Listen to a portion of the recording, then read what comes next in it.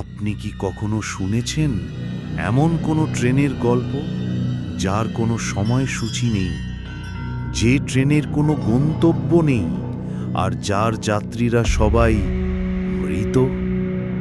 এই গল্প শুধু গল্প নয়, এই গল্প হচ্ছে এক ভয়ঙ্কর সত্য ঘটনা যা ঘটেছিল সন্ধ্যানগর নামক এক হারিয়ে যাওয়া রেল স্টেশনে। আপনি যদি সাহসী হন তাহলে শুনুন, কিন্তু মনে রাখবেন, সব গল্পে শেষ থাকে না। কিছু গল্প আজও চলছে, যেমন এই ট্রেন।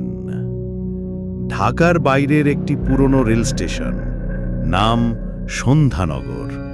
কোনো মানচিত্রে এই স্টেশনের নাম নেই।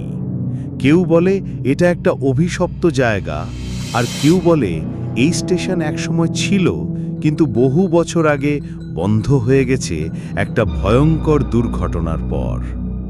1985 সালের কথা। মাঝরাতের ট্রেন মেঘনা এক্সপ্রেস দাঁড়ায়নি যেখানে দাঁড়ানোর কথা ছিল। ট্রেনটা অদ্ভুতভাবে একটা বন্ধ রেল লাইনে ঢুকে যায়। পরদিন লোকজন খুঁজে পায় পুরো ট্রেনটাই উধাও, যাত্রীসহ, ইঞ্জিনসহ সবার হদিশ নিখোঁজ। এই ঘটনার পর থেকে কেউ আর ওই লাইনের পাশে যায় না। লোকেরা বলে সেই ট্রেন এখনো মাঝরাতে ফিরে আসে, কিন্তু জীবিতদের জন্য নয়। সুমন একজন কলেজ ছাত্র। তার দাদুর বাড়ি ওই গ্রামেই, সন্ধ্যানগর। সে ছুটিতে গ্রামে যায়। গ্রামটা এখন অনেক শান্ত, কিন্তু কিছু অদ্ভুত নিয়ম মানা হয়। রাত 10টার পর আলো নিভিয়ে ফেলা হয়, কেউ বাইরে বের হয় না, আর রেল লাইন কেউ তার ধারে কাছে যায় না। এক রাতি সুমন বাড়ির বারান্দায় বসে হঠাৎ একটা পুরনো বাঁশির সুর শুনে সে চমকে ওঠে। সঙ্গে সঙ্গে দাদু চিৎকার করে ওঠেন, ঘরে ঢুকে যা, রেলগাড়ি আসছে। সুমন অবাক হয়ে বলেন, দাদু, এই এলাকায় তো কোনো স্টেশনই নেই। দাদু ফিসফিস করে উত্তর দেন, এই ট্রেনটা জীবিতদের জন্য নয়, এটা অন্তিম ট্রেন।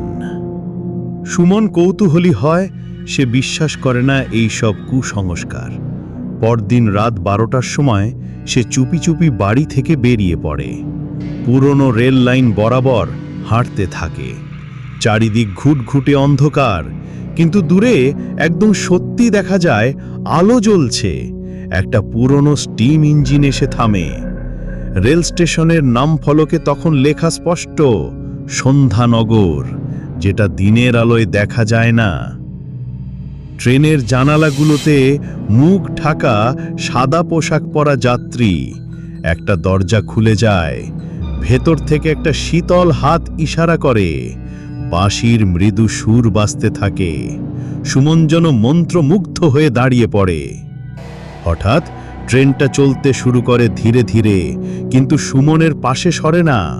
প্রতিটা জানালা থেকে সেই অন্ধ চোখগুলো তাকিয়ে থাকে তার দিকে।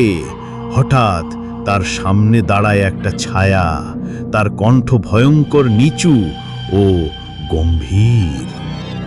যা দেখেছিস তা ভুলে যা, না হলে তোকেও যেতে হবে। সুমনের চোখ বন্ধ হয়ে আসে। সে অজ্ঞান হয়ে পড়ে রেল লাইনের পাশে। সকালবেলা গ্রামবাসীরা তাকে খুঁজে পায়। সে কথা বলতে পারে না, শুধু কাঁপে। শহরে ফিরে যায়, আর কোনোদিন সন্ধ্যানগরে ফিরে যায়নি। কিন্তু আজও মাঝরাতে গ্রামের কিছু বৃদ্ধ বলে, গতরাতে ট্রেনটা আবার এসেছিল, আর দূরে কোনো এক পাহাড়ের কোণ থেকে ভেসে আসে এক বাঁশির সুর। সব ট্রেন গন্তব্যে পৌঁছয় না, কিছু ট্রেন চলে যায় জীবনের গণ্ডিরও বাইরে। আপনি কি সাহসী? তবে এক রাত অপেক্ষা করুন সন্ধ্যানগর রেল স্টেশনে।